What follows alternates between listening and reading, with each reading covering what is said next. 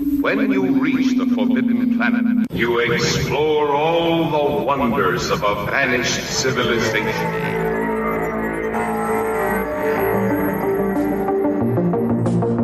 You are now in forbidden space. Shh! Those words are forbidden! Welcome to Forbidden Planet, I'm Blake. I'm Kristen. And I'm Brian. And that's Devin over there. We have 4. He'll be the color commentary. He's a laugh track. We have 4. Lots of stuff to talk about, really. I don't even know where to start. We created our own intro. Yes, we did. I like it. I plan on explaining that, or talking about that. You had a schedule for it? I had a schedule for it. Oh, I'm sure you did. Cut this part. Anyways, but yeah. What'd you think of it? I enjoyed it. It was great. It's short and neat. I still have some reservations about the little. In the beginning quote, there's like a hum. There, like music. The beginning of music from the original. The hum. You can't tell people. But it's like a hard cut. It's like a hard cut. Who cares? So I don't know. Anyways, but yeah. So we're a little bit more official. So, yeah, Brian wanted to talk about... I did read the headline about... There was a story... It was a short story that was written about Harry Potter when he's an adult.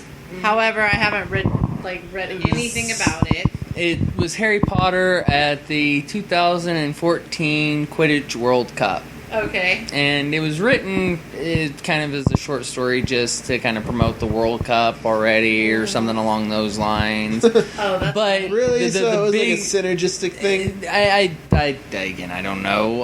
It's kind of soulless. The rumor is that she is working on a new Harry Potter book.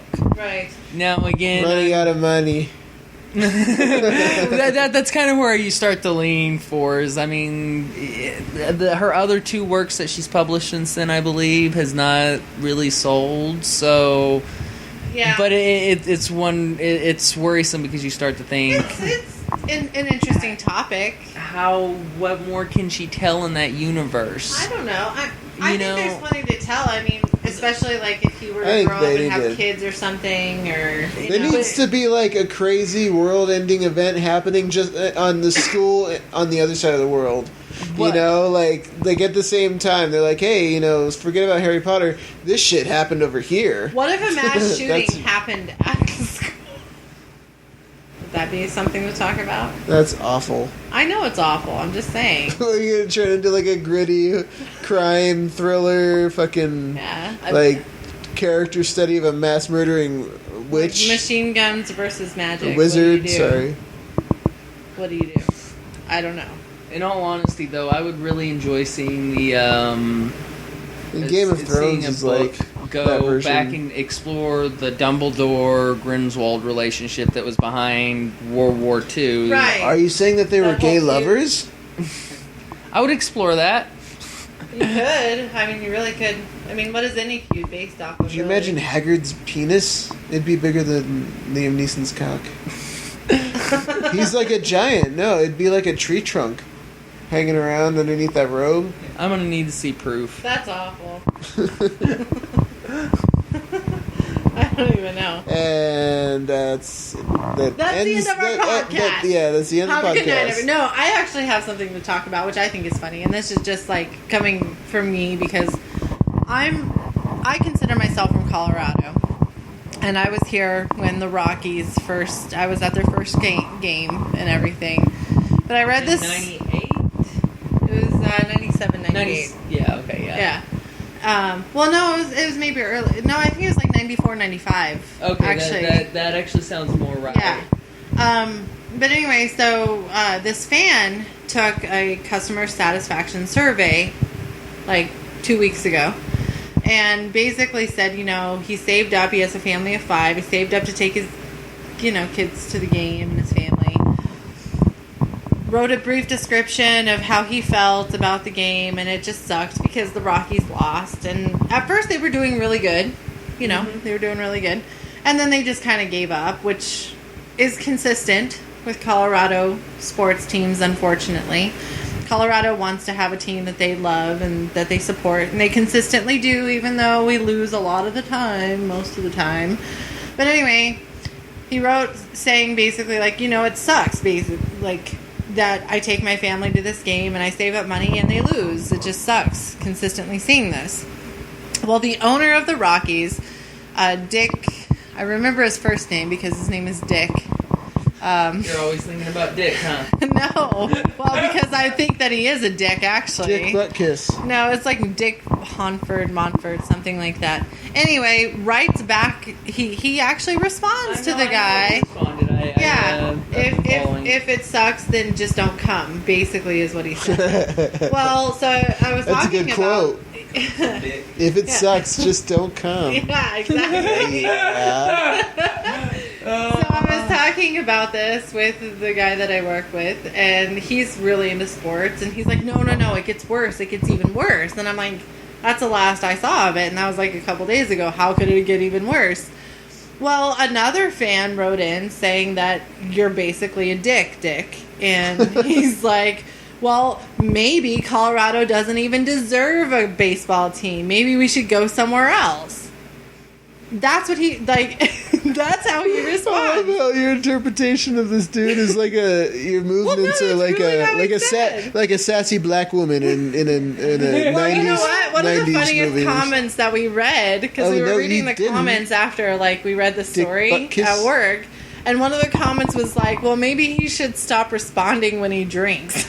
And it's kind of true. Like, the responses that should be a universal truth. I mean, he's a politician. Yeah, you should never. So you should know that shit. Yeah. It's like, hey, look at me. I'm what's Mayor of Toronto's name? Rob Ford. Rob Ford. You know, I'm just gonna snort coke in front of these camera phones. Oh, don't mind me. But the difference is that people actually support him. Like, they like him because of how he is. He's like, I party, I get down too. I'm the cool mayor, yo. Yeah, people don't like this guy. He talks like a bra. What would a Canadian bra be? Like a bra? I know what you would a boot, what are you bra. Talking about? Like a Canadian bro. A bra? A bro. I don't know. You know, they've got the bros. They say sorry a lot. Sorry, yeah. I knew this is a boot. No, but my point is like, why should the Colorado Rockies give a shit when their owner doesn't give a shit? It's really unfortunate because we want a team to believe in. We want somebody to believe in. The Broncos suck. The Rockies suck. What do we have? Okay, and yet, you're really nihilistic against our state, yo. They do. They made it to the Super Bowl. They don't suck. And then they gave up like pussies. Oh my god. Oh my god. No. You know what, Canada? I do not mean to be sexist. I love the Broncos. But women should not talk about sports when they don't know what they're talking about. You went there. And I love you, Kristen. You know. I do. But no. Come to find out, as far as like sports venues go, we are the ranked 4th. Colorado's ranked 4th in venue sales for sports teams in the nation. Ranked 4th. And this owner has the gall to say, well, maybe you don't deserve a fucking team. Like, fuck you, dude. Like, why don't you fucking... Okay, first of all... What do you do with that I'm point? on the complete other side of it. I say, good for the owner. Fuck him. No. Seriously. You are lucky enough to have a baseball team in general. Be happy that you can go to games and see other teams. Yes, but we... Okay. Your team has been around. When was the last time one of our teams won anything? Your team, the 90s. Yeah. Okay? But won the Super Bowl in the 90s. We had a winning season in football this year. Okay? To a point. But you know what? I'm sorry. They did great. The Broncos did excellent. But then what did they do that last game? They gave up. It doesn't matter. But that's what they consistently do. They give up. No, they didn't. They got beat. They got beat. Yeah, they get beat. They got beat like bitches. Fucking hardcore. That's what happened. And I played almost every sport in my life for a long time. And Devin, if you want to back me up on this, I know you know what I'm talking about here. When it comes to a sports team, it is not the team's fault that they lost. I mean, yes, it is. Yes, it is. Let me rephrase that. It's not always the team's fault that they lost. Well, whose fault is it? I can tell you, actually. You know whose fault it is? Because Colorado, as a state, seems to strive for good enough. And so they don't want to, like, they want to get to the Super Bowl, but they don't want to win it. They just wanted to see we got here. They do enough now, to don't make mind their us. paycheck. Don't They pay do enough attention to to make their us. We're paycheck. just And then they're Colorado. like, okay, we're done. Okay, here's the thing, though.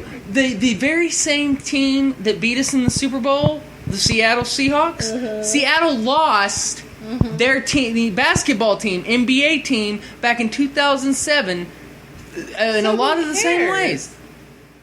What? Wait, what? Well, you don't get actually, no. So wait. We're about to lose our baseball team, and you're furious because they just don't play good. No. They just don't care. Well, why should they care? Their owner obviously doesn't care. 99% of owners in a major league sports franchise don't give a fucking damn. And that's too unfortunate. This shit just got real. No, because that's the way it is. It's supposed to be that way. It's not they're supposed to win. The owner is nothing more When than you consistently have a good season and then you play against a team that you could probably win against and then you lose by a major lot, that's ridiculous.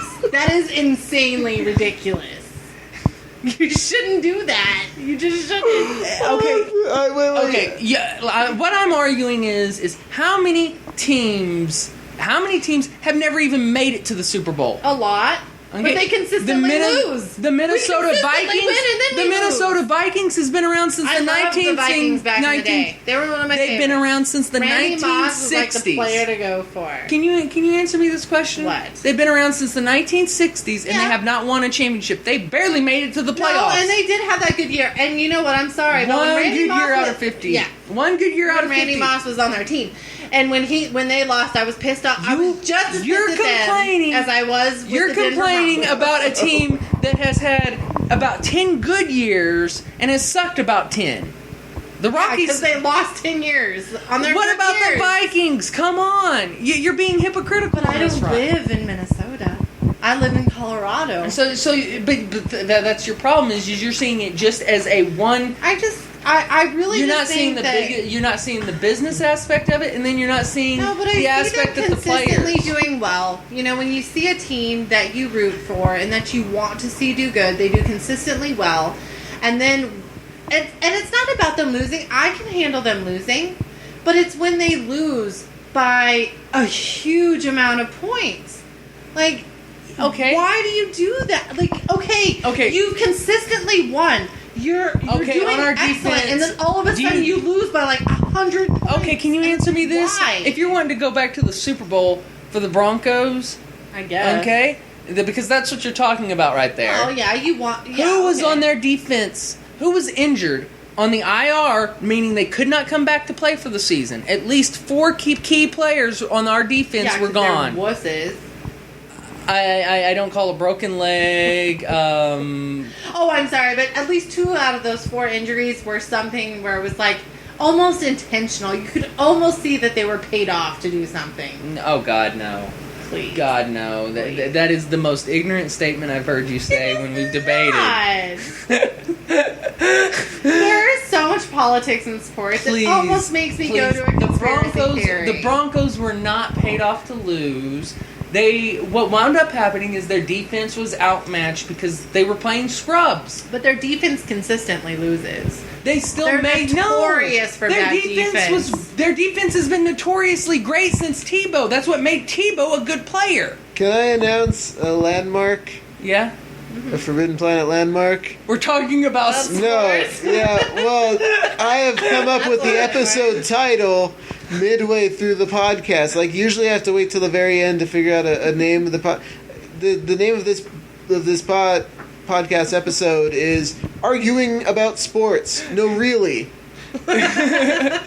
So this will be the landmark episode that we were because I have been a diehard. I saw it when the Avalanche won the Stanley Cup, and I was extremely ecstatic What the fuck about is the that. Avalanche? They're Hockey. our hockey team. We have a hockey team. Yeah, we actually do. How, they is won that the what you guys? Stanley I thought Cup. you guys were talking about They won the baseball. Stanley We were. Cup. We're Okay. talking about a bunch of different teams. Oh We've been fuck! talking Go about- sports. Woo. You know, usually when I'm debating sports, it's usually the other way around. It's usually the guy I'm debating it with. So I like supporting our local team. And I do too. That was my point. Is like, regardless of how we play, regardless of how we lose, but in a way, hold on, it is our team that consistently wins and wins big. And then it seems to me like at the very end, when it comes down to it, we lose in the biggest way possible. And that frustrates me. And I think it frustrates a lot of people. Because it frustrates a lot of people who haven't played very many sports. I don't want to say you haven't played sports. I'm sure you have. Well, I have, yeah. But it's for people who haven't played many sports and really don't follow it enough to understand how each different league works differently. It's true, and I the know. caps and the injury situations. It's and true. one thing, the Broncos get railed on losing that game by 20-something points. I might be off on that. Well, but it's like you can physically see like But- the depression manifest in the team when something like that happens. You can, but that's natural. I mean, when you're getting, I played in games. I played in the state championships where I've won, and played in state championships where I've Really lost. Get too close to I your won't. face. Okay, so you can't. It's not a matter. I'm of... proud of us. I am proud of us. But my point in bringing up this story was that owners should not present themselves in a way where they respond to fans like that. Because I understand where the owner is coming from, but keep in mind you have to understand where the fans are coming from. Do you know what the owner actually is? What is he? The owner does not own the NBA team. No Right. NBA owner owns an Right, NBA it's a team. franchise. Okay, it is owned by the NBA. Yeah, it is a franchise. Okay? I get that. The owner is just a public. Okay, so fan. let me ask you this. He's the spokesman, the public. Okay, fan for the team. well so he's a spokesman. He's basically Somewhat. he's basically the background PR for they're in the background. They're kind of not You guys PR. are getting that part actually wrong. You consider the coach the majority shareholder. That's what the coach essentially is, because he's the one who has the most money at stake. No, Whereas there's people that own the team, but like he's still fucking owner.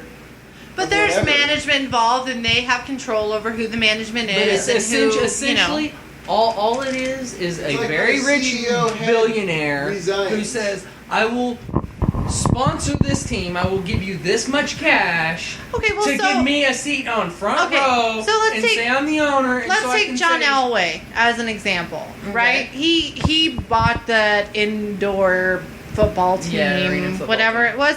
You know, the guy is an ideal owner of a team. Not only, they might not be winning, whatever, but he doesn't lash out at fans. He doesn't, he keeps a lightheartedness about the whole he's also thing. not an owner of the Broncos. He's the Well, he would never be the owners of. He's probably too smart to be the owner of the Broncos.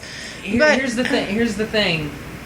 When He knows that it's all a Owners are- game, though. He Yeah, knows it's a game, and he it's can a- laugh at it. He can laugh at the people getting pissed off, and he can laugh at the whole thing. That's the thing, though. But you should- It's a game, and in the same exact form where you're saying, well, it sucks to see them quit. It does, and I'm just coming from a fan's point of view, but at the same time, I'm just saying from an owner's point of view, you can't lash out at the fans like that. I can't. I disagree with you. I don't think it's not kosher. It's not. It doesn't give us any hope. If it was the coach or a player, yes, but considering that they just pay money to You're be gonna fans. threaten us? I mean, They didn't- how much money have we made this guy? I'm sorry, how much money have we made you? And you're gonna call us stupid for saying, oh, well, it's unfortunate that you're losing. There's a ton of fans out there that are gonna say that. And you're gonna lash out at every one of them. I mean, You come see, on, the give me a way break. I look at it Give me a is break. we're lucky enough to have a We are Major very League lucky. We are team. very lucky. I don't care that they suck right now. Okay? You know why? I don't either. I'm in it for the game. You know, I really don't care. when I go down there on the 25th for the game, the tickets that I got, Right. I'm going to go and see the Nationals play. I love watching the games, regardless of who wins now or here's who loses. now the thing about it is I'm not going really to see either team play. I'm Right. going to experience It- the the ballpark. experience, yeah. And that's something that a lot of these And that's why we go. fans or people who don't understand, who complain, our team is never winning. But You my don't point take the is value that there of- are going to be people who complain, regardless. It's Oh, just no, like I mean, trolls on the internet. You're going to find trolls no, on and the don't internet get me who wrong. just wanna complain. I, as a fan of my teams, complain when they don't do it right. So why is it justified for him to lash I'm out, not- but it's not justified for the fans to lash out? no, I mean, the fans are totally justified. I'm they're just more saying that- justified than the owner, in my opinion. In my opinion, well, I'm not saying that the owner shouldn't lash out. I'm saying that the owner is right. His response was not lashing out. It's you're lucky to have a team in the first place, and he's right. Well, We are maybe he should have lucky. said that instead of, well, maybe you shouldn't have a team. Yeah, I mean, we've made him a lot of money. We really have. Maybe your interpretation of the way he said it is That's exactly is how he said wrong. it. Is maybe you shouldn't have a team. My interpretation. That's exactly what he said. My interpretation is. I'm not is- interpreting it anyway. Well, again, I don't see it any different than what I just said. It's Right. You're lucky to have a team. All I'm saying is Colorado win some goddamn fucking awards. And again, we've done very well in other sports. We have. Look We at have. what we were able to accomplish in football. We are lucky that we won 2 titles. True. Okay. in the We've past. had some excellent We were players. lucky that we made it to the Super Bowl Yeah. this year. We are lucky we're probably going to make it to the Super Bowl again. True. Whereas Seattle, I don't think will. No, probably not. I mean, But- we probably won't either because we're now a pot smoking state, just like Seattle. So Well, who's gonna give a fuck? Well, I mean, we I'm were just a pot kidding. smoking I'm just state kidding. when they I'm just made it to kidding. the I'm just Super Bowl, kidding. But, I'm actually, totally just kidding. Actually, I my prediction is that we will see Denver in the Super Bowl again, and I'm thinking actually San Francisco will beat Seattle. I'm okay with that. And again, even if not, Seattle has a good chance of returning as well. Yeah. But I will tell you, I think next year, give Peyton Manning a healthy team, and that You know what defense else that San was so Francisco good. beat Seattle at? Gay sex. Because there's lots of gay people in there. I think just basically what I want to see if we do go to Woo, a Super let's Bowl go. or if we go to the World Series, whatever.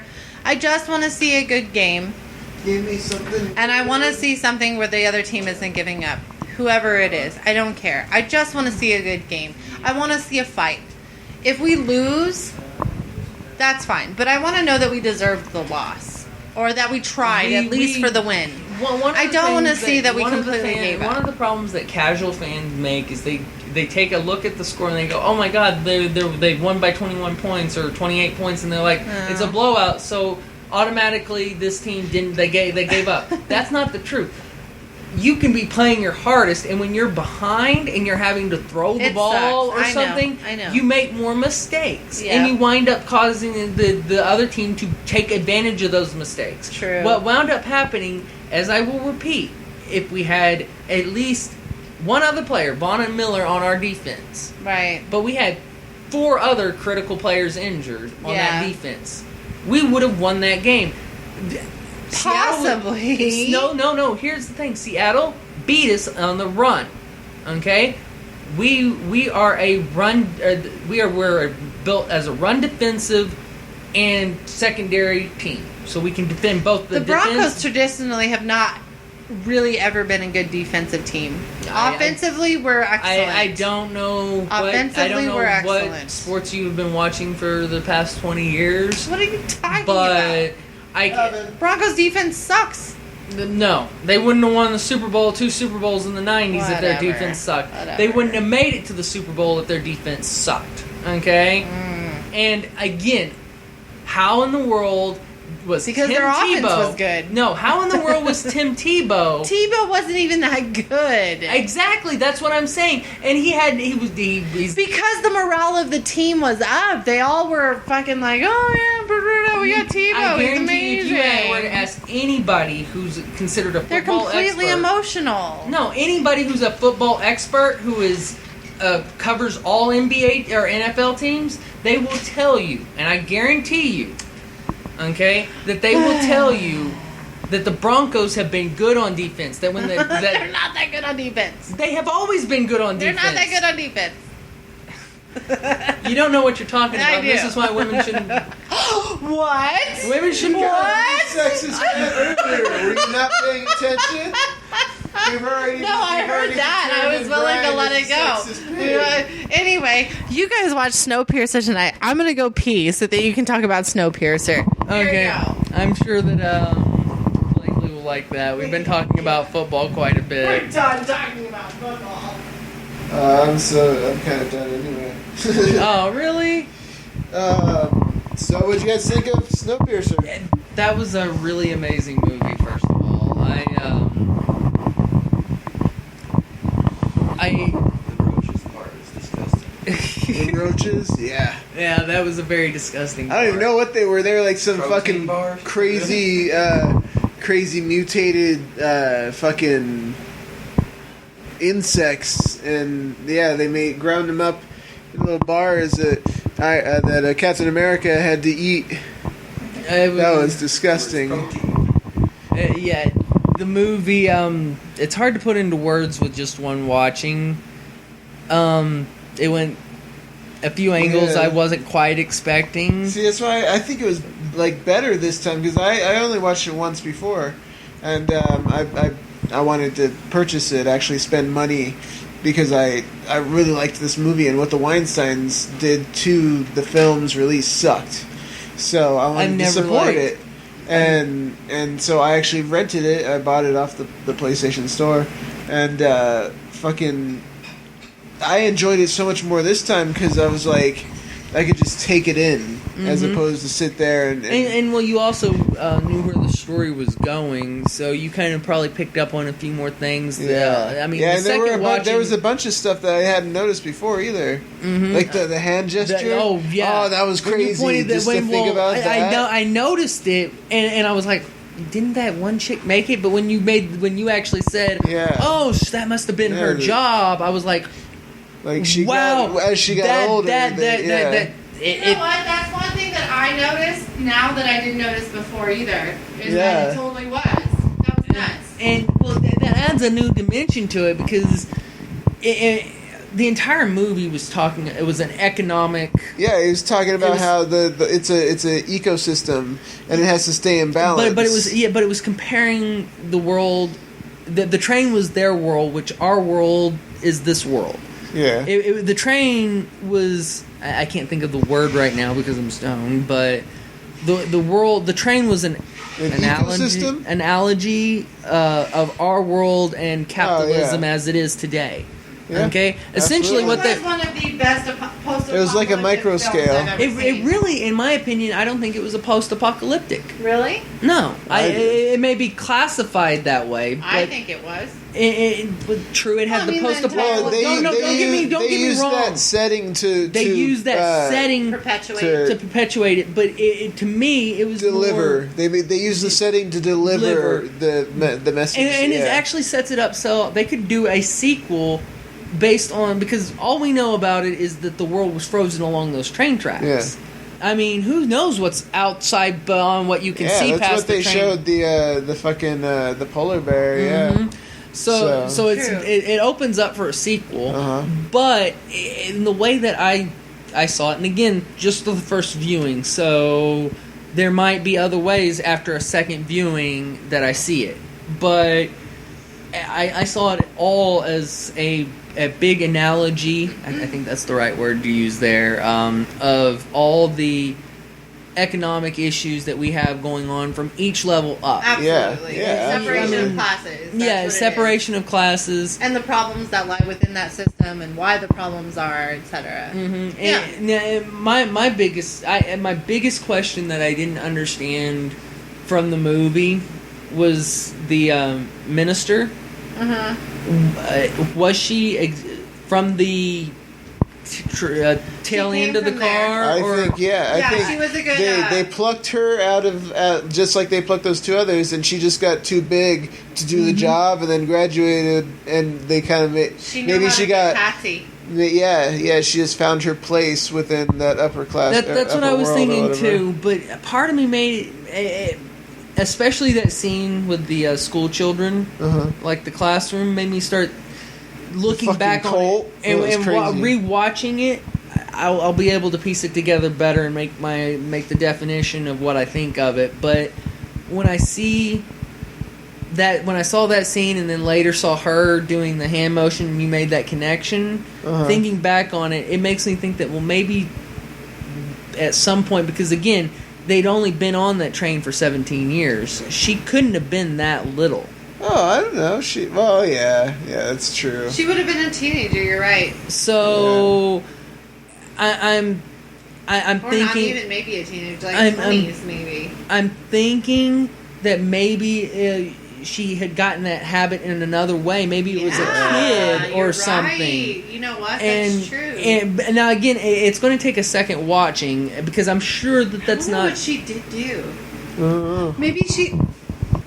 Well, because you know how. Okay, so when he stuck his hand down to save the kid, but then it opened up to allow that other kid who like climbed out of the wall just randomly to go into that machine. Like maybe she was that one. Who Oh, there knows? she I don't is. know. She is kind of mousy anyway. Maybe. That was loose. That was loose.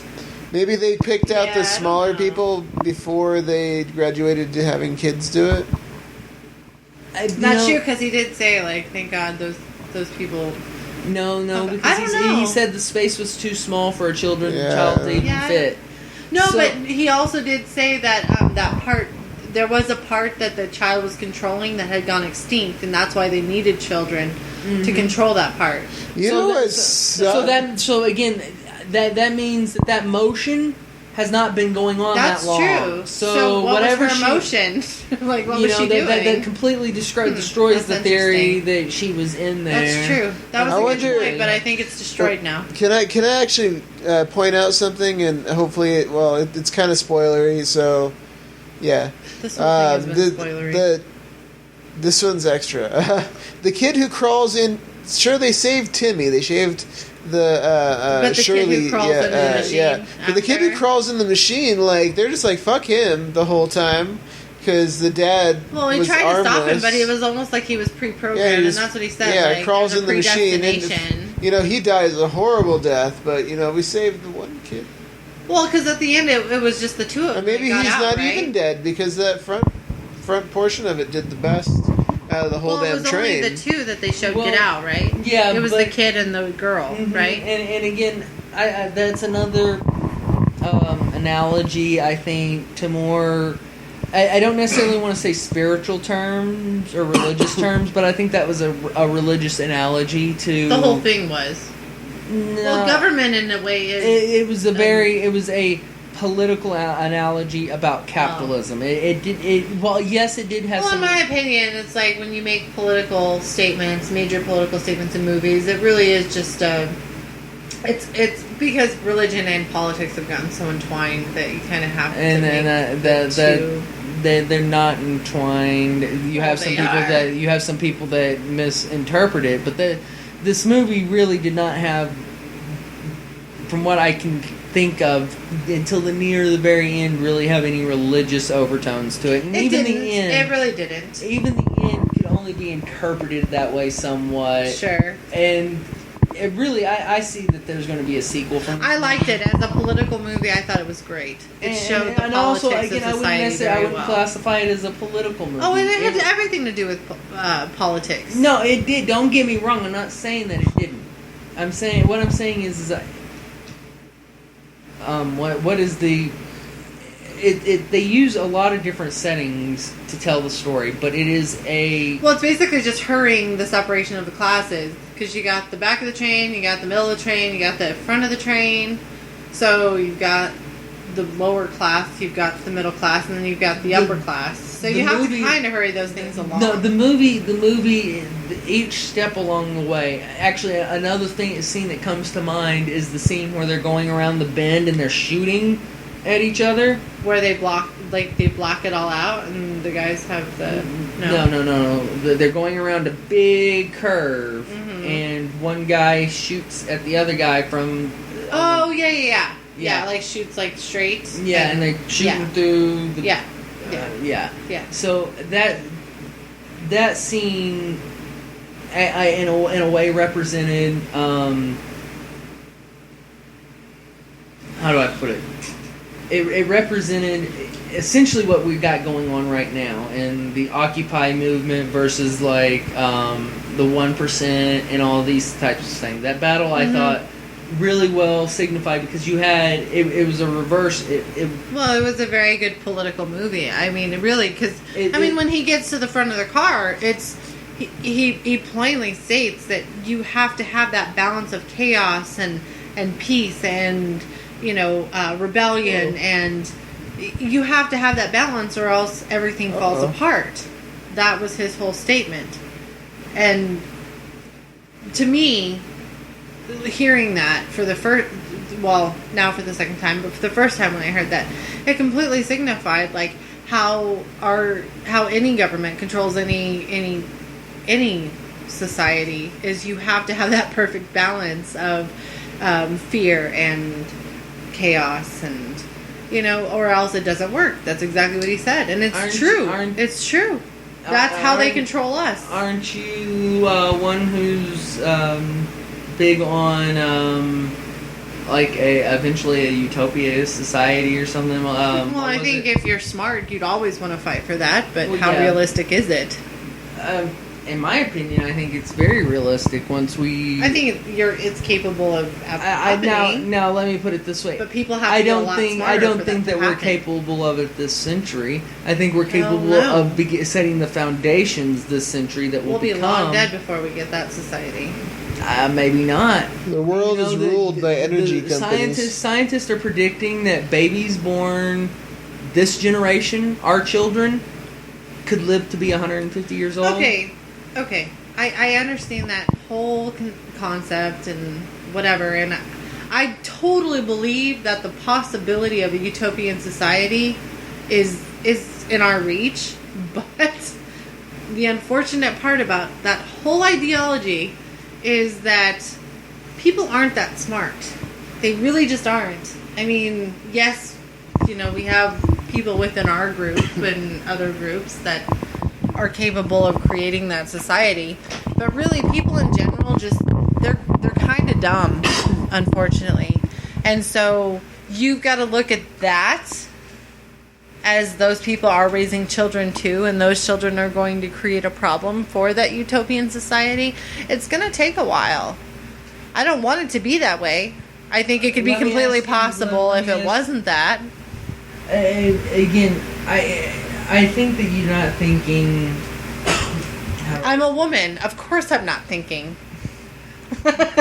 That's just about sports. Oh, okay. Sorry. My bad. And politics sometimes. And any other opinion you may have. Of course. I love you, you know that. Shut up. Don't tell me to shut up. I will.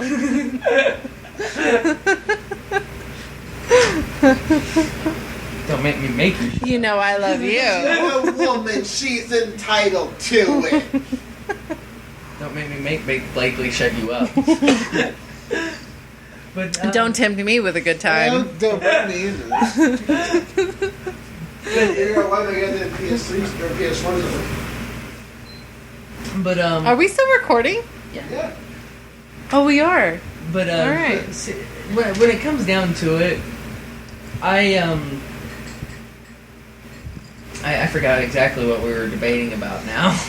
Really, a utopian society, and are we capable? Okay, here's the question: Are we capable of having a utopian society within our lifetime, or is it impossible? Oh God, in our lifetime, no. Absolutely not. Now, our kids, that's a possibility. possible. But I mean, again, our parents were saying that for our kids. So No, they weren't. Our parents were stupid. Our parents created our debt. our parents They were looking at the big boom of, hey, look, this is free credit. Ba-da-da-da-da. They created a horrible fucking environment for us. Horrible.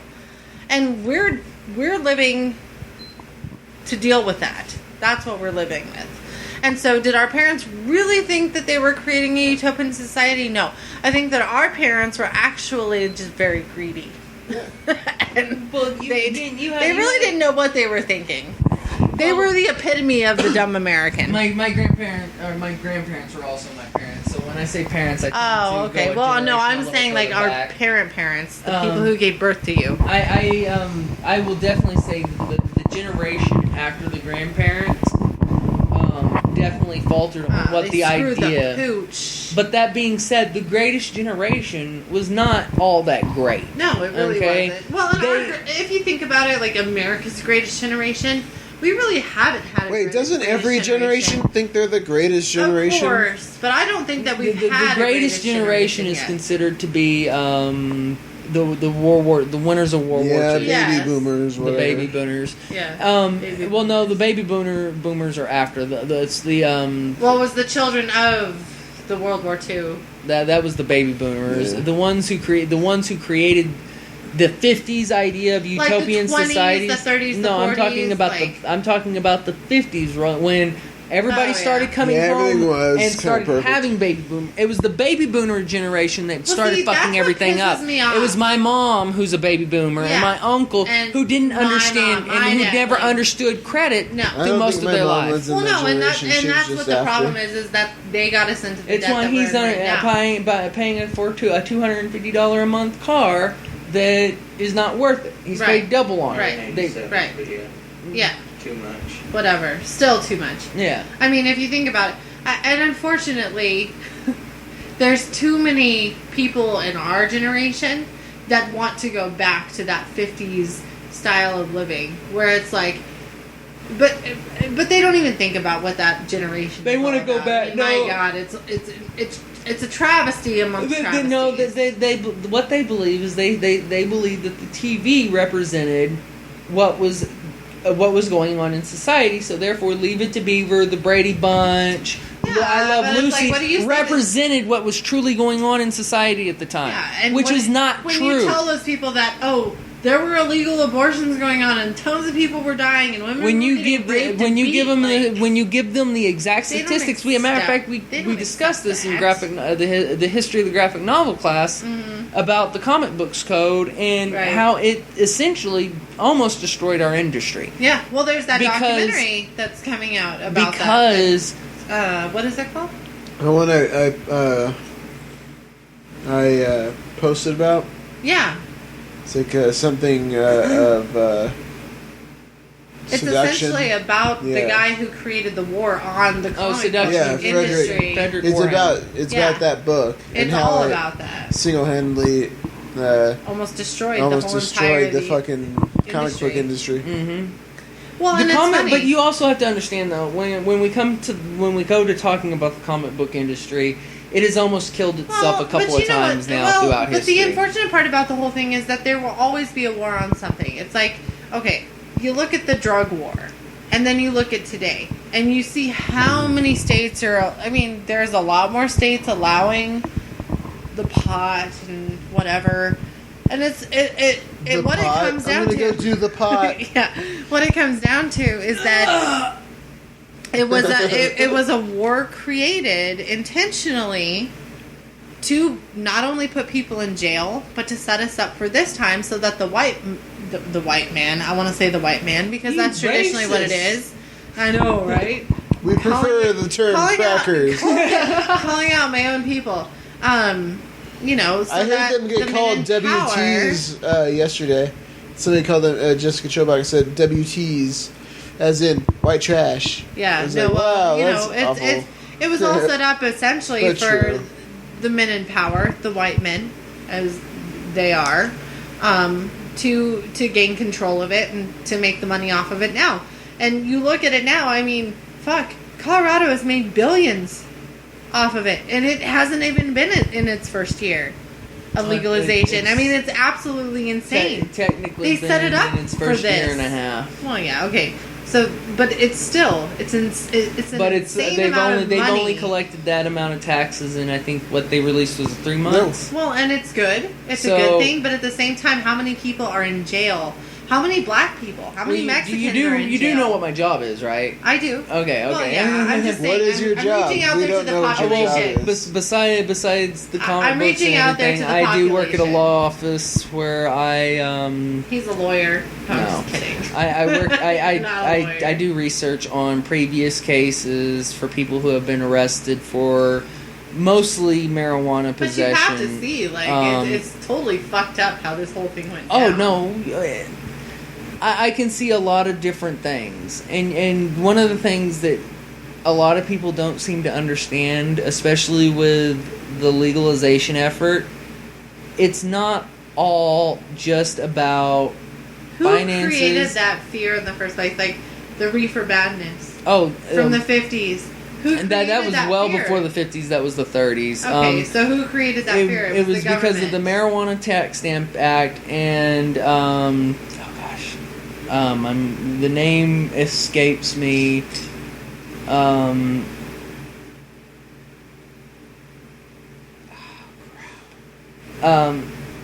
Harry J. Anslinger. Uh-huh. Harry J. Anslinger and William Hearst started a campaign, a smear campaign against Why it. were they so powerful? Um, I mean, why was it their word against everybody else's? William J. Hearst was the essentially the main newspaper publisher in the world at the time. Really, yellow journalism, propaganda. Right.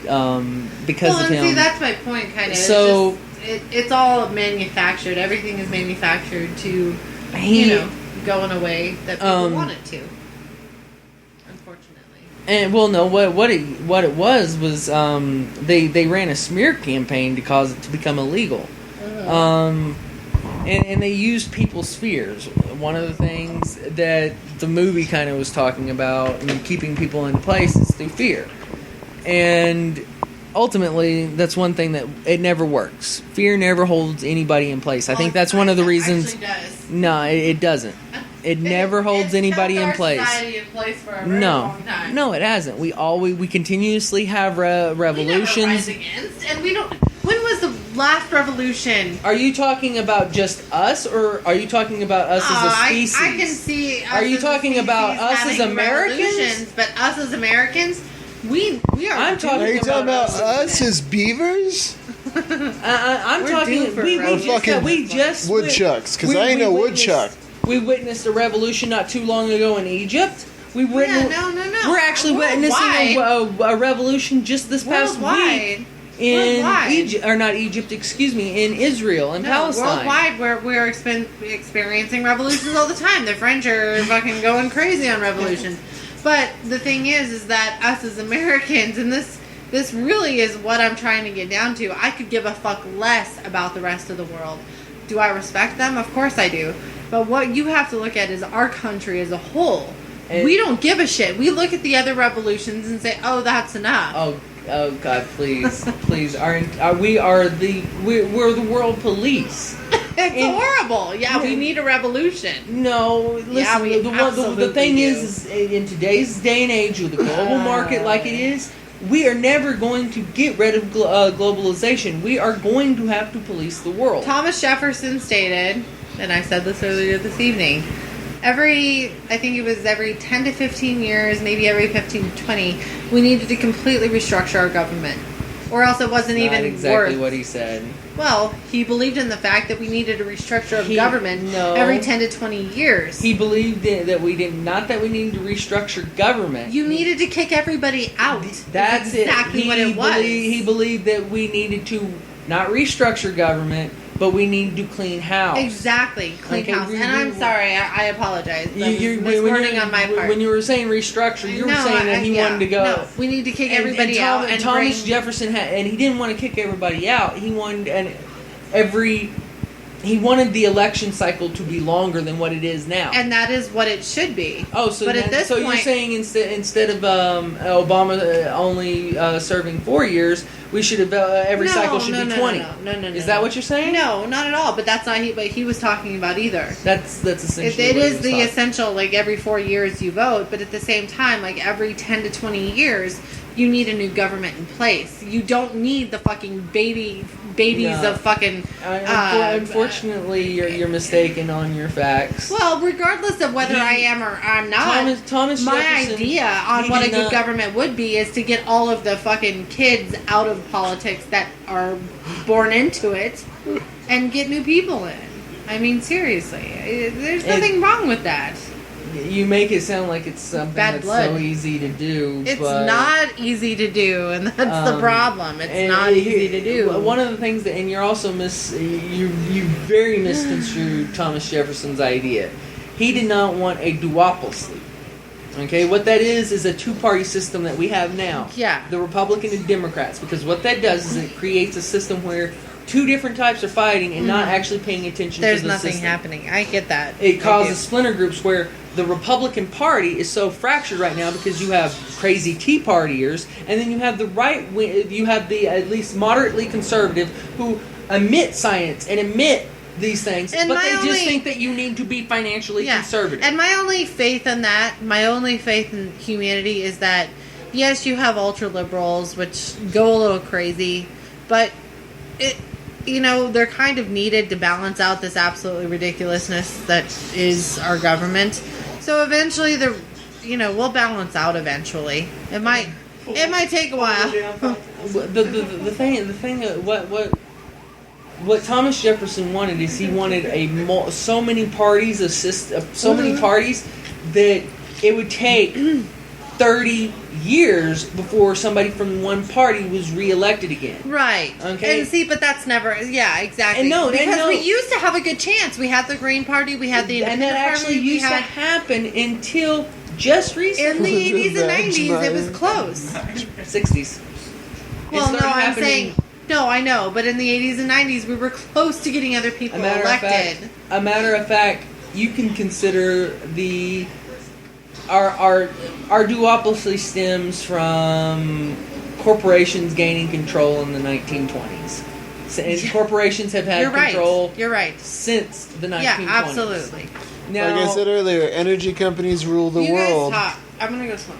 Yeah, we've been talking a lot politics and other things. We need to get on to comics. Batman or Superman or the reason why I love Batman so much is because of that fear factor. It's an impossible endeavor. I think that's one of the reasons why I think I like Batman. Oh, you're talking about his mortality? No, the fact that he preys on the fearful, and it's ultimately. I think fear is one of his weapons, but I don't think he necessarily preys on the fearful. He strikes fear into the, inner core of his prey, but I wouldn't say that they're fearful people in general. I disagree. They fear the fuck out of him. Well, and that's what I mean. He uses that fear to his advantage. Yeah. Okay, yeah. And so he definitely does prey on the fearful. And at least in my interpretation of it, I'm going to try to come up with a better way of wording that. But Batman, again, as I was telling you, and when I'm writing for it, the way I see him is he's the far right who thinks, oh, what they need is time in prison. Just throw him in prison. Prison this. I want him to be. I see him as the far right wing, not Tea Party right wing, mind you. But you get what I'm saying. Yeah. He's the head of the corporation. Okay. Although I see Green Arrow being the exact opposite, a head of a corporation who's a lot more liberal. I never thought. You said Green Arrow? Yes. Yeah. He's definitely more into the politics. No, who he goes. Who does he go after?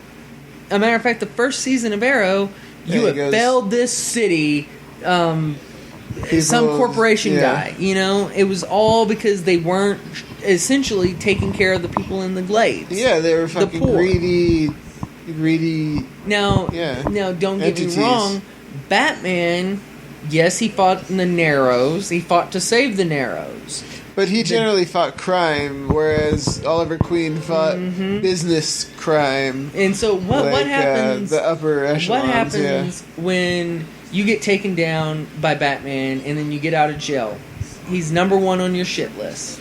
And in Gotham City, where jailbreaks happen every week, Batman wouldn't be able to keep his secret identity, no matter how good he was. Yeah. So, Yeah, well, but that's a realistic aspect of it. And again, I'm not completely about realism. I think that part of what makes Bruce become our modern mythology of God is the fact that he is so much of a peak specimen. He's like almost like Hulk, the whole Hercules. Yeah. You know, who has been able to climb out and achieve so much more. The Dark Knight Rises, when he's climbing out of the pit. I can't think of the name of it. You know what I'm talking about, though? It's a very symbolism of no matter what, and any story that Batman's going to be focused in, he's going to have to climb out. He's going to have to overcome whatever obstacle. And that's because, again, he's the peak of human physical condition. But that one of the things about him that I found is that still does not make him infallible. Yeah. Okay? That's for sure. He's one of the few characters that if you were to tell me out of the DC Marvel universe that he's a matter of fact, I would almost say he's the one superhero that you can say cannot be infallible. All the others you could say Superman knows all. You could say Wonder Woman properly knows all. Batman, you can say he's the that. Granted, yeah. Being all powerful isn't being all into like. Okay, yeah. Let me He's rephrase not necessarily that much more intelligent. Let me put it this way: she's more. I would say that she's especially more knowledgeable in martial arts than him.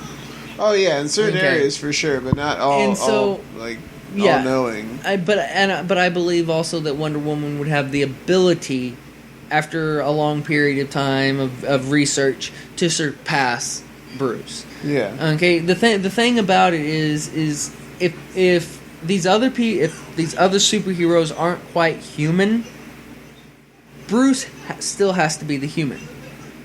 Yeah. You know? Always. And He's kind of like our in. One of the things we never see truly in the comics is how that plays out over his entire life. Uh huh. Okay, and I'm talking about from when he first decides to don the Batman cowl, you know, or the moment when his parents are shot, because that's actually when he becomes Batman. Yeah. Okay, you can say that it's after his training, but that moment when he's laying or sitting there on his knees with his parents dead beside him, he makes the oath to himself, and that's when he becomes Batman. The Dark Knight trilogy said it was when, more so when he threw the gun in the ocean after Rachel slapped him. But in my opinion, Batman became Batman the moment his parents died, and I think that a story about all of them would have to encompass them going all the way through his entire life and seeing what it means to be a human amongst the gods.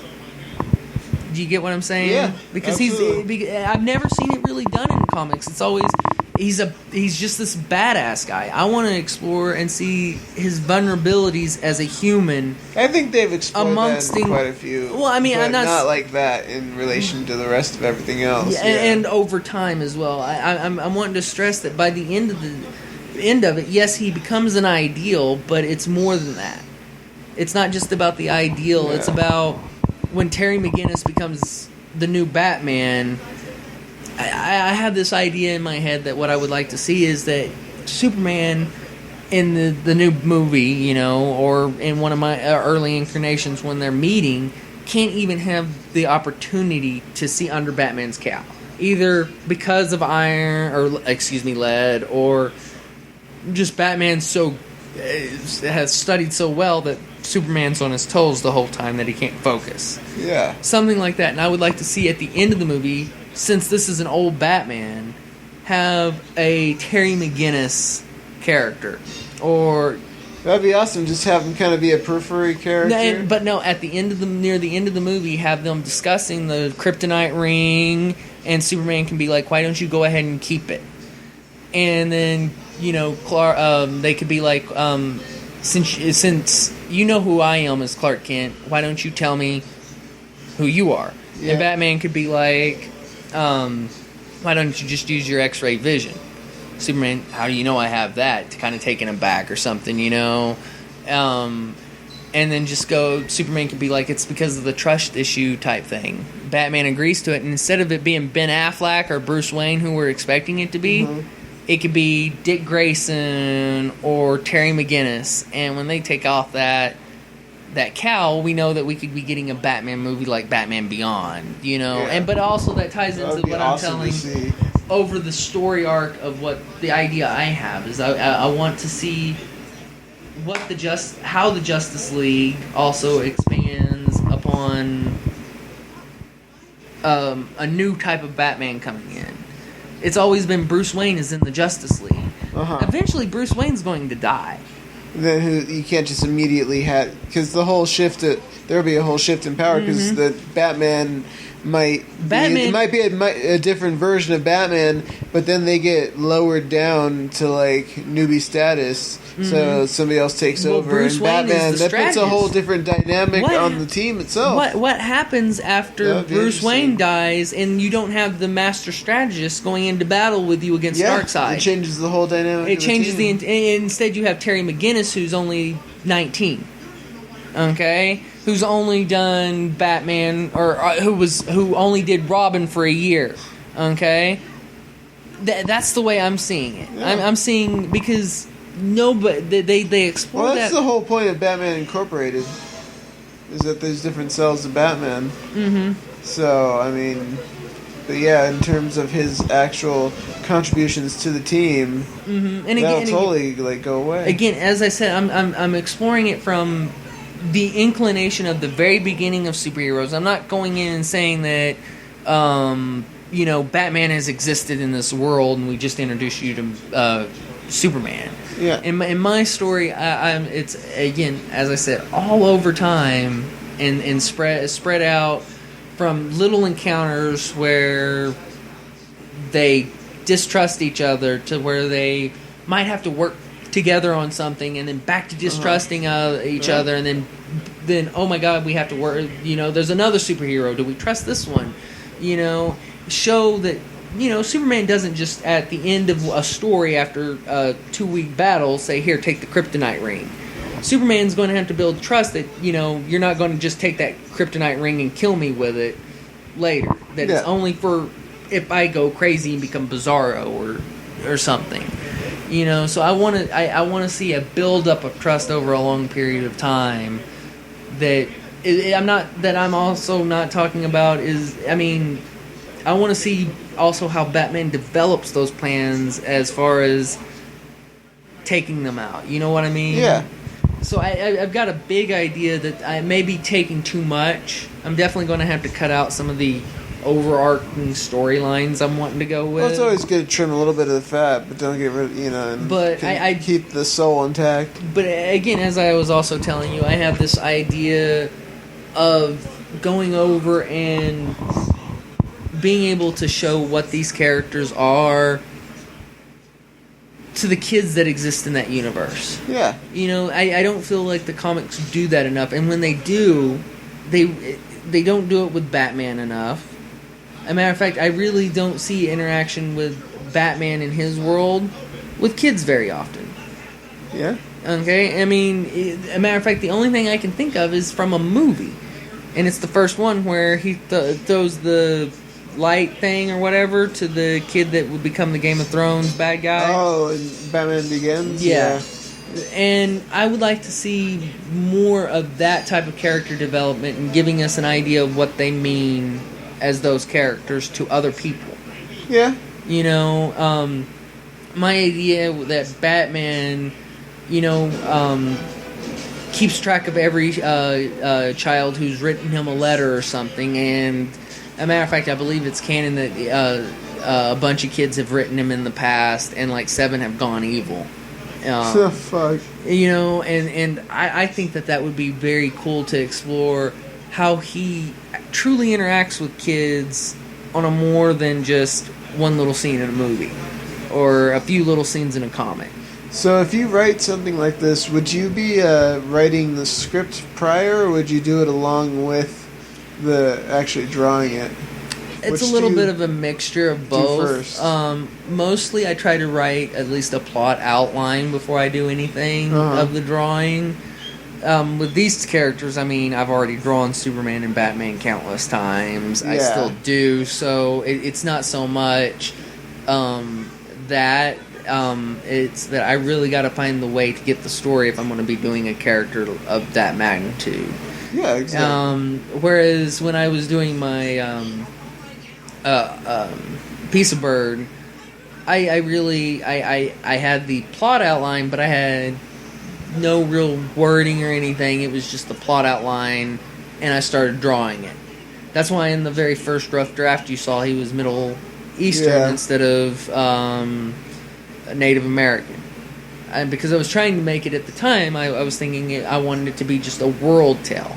That you could say, oh, well, he took the Native American tale from here, he took a little bit from here, and weave them together in a way that seems natural. Yeah. But the more and more I looked at it, the more and more the story just flowed better, the artwork was better, just with the simpler style that I went with the Native American design and everything. So it was a mixture process. I didn't... the story evolved through the art, and the art evolved through the story. So I believe it will be the same process. It's the same process with doing a comic strip, which is what I've had a lot more experience with. So, anytime I'm writing a comic, it tends to be a mixture, but in this one, since I've done so much work with it, it's more focusing on kind of what I want to see of these characters, but also of what I think the characters truly mean to people in American society today. Again, these guys are are modern gods. Yeah, they're modernists. And one of the problems that I don't see enough of, I feel of, especially at least in the Superman comics, is his interaction with just everyday regular people. It's gone so much to where he's fighting high power. It's for lack of a better term, Dragon Ball Z. Yeah, it's like too fantastic and that loses so much of the mystery and so much of the greatness about it, because these characters are at their max when they're able to interact with what is just everyday regular beings. I think that's what made the first movie, in my opinion, one of the best superhero movies still today, is because it was essentially just Superman and Lex Luthor, and you had the idea of who they are. There was a nuclear missile. Yeah, but it was because of Lex. While there were other characters in the other following movies, I'm thinking The Quest of Peace, because Lex was in that one too. It was a horrible movie. Just overall. You know what? I actually enjoyed the story. The production was just so fucking cheap and so bad. I don't know. I enjoyed the story though, way more in Part 3. Part 3 was just like, really? It's Superman and Richard Pryor. Did you see the Gravity Superman 4 clip? I think so, where they put the music along to it? Or? No, it's where Clark Kent in Smallville tosses a ball up and hits it into outer space, and the ball comes by and hits Sandra Bullock and knocks her out, and Superman has to fly and bring her back into the ship, and it's edited so well. That's awesome. It looks like a real movie. I laughed my ass off on it so hard. Yeah, you're gonna... Oh my god, I laughed so hard. Oh man. Well, we're about at time actually. We are a little over an hour. Generally like to keep them an hour. All right. Yeah. So thanks, Brian. Thank you for having me. And Look forward to the next name time. of this episode is going to be Arguing About Sports. No, really. Look forward to it. Bonus pod. Good night.